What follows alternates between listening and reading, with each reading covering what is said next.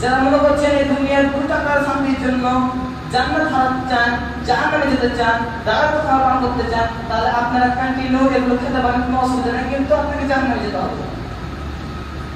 আর যারা ভাবছেন না জাহান্নামে যেতে পারবো না, জাহান্নামে থাকতে পারবো না, জাহান্নামে ভয়াবহতা ভোগ করতে পারবো না, দাঁড়াতে খাওয়া পান করতে পারবেন না, তাহলে একটু মাথা দিয়ে ভাববেন আপনারা ছাড়বেন কি ছাড়বেন না।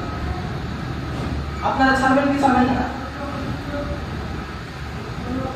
জাহান্নাম এতটাই ভয়াবহ, জাহান্নাম এতটাই মারাত্মক, জাহান্নাম এতটাই শাস্তিদায়ক জায়গা।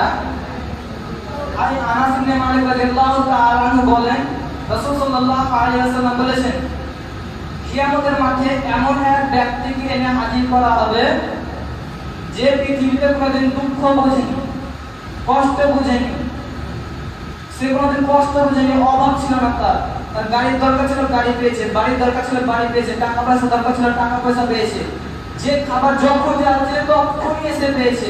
এমন এক ব্যক্তি, এক কথায় বলতে গেলে পৃথিবীতে তার মতো সুখী ব্যক্তি এমন এক ব্যক্তি ছিল।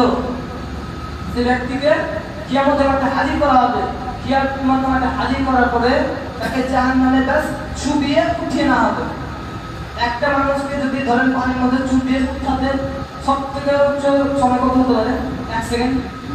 ধরে নিলাম 1 সেকেন্ড। সেই মানুষটাকে জাহান্নামের মধ্যে চুবিয়ে উঠিয়ে নেওয়া হবে। সেই 1 সেকেন্ডের মধ্যে সেই মানুষকে জিজ্ঞাসা করা হবে, তুমি কি পৃথিবীতে কোনো রকমের শান্তি পেয়েছিলে? পৃথিবীতে কোনো রকমের এই ধন সম্পদ পেয়েছিলে? সে আল্লাহর কসম করে বলতে কি পৃথিবীতে কোনো সুখ শান্তি পেয়েছি বলে আমার মনে নাই।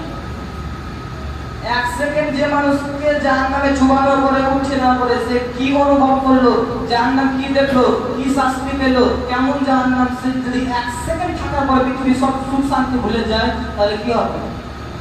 জাহান্নাম কতটা ভয়াবহ আপনি বুঝতে পারছেন?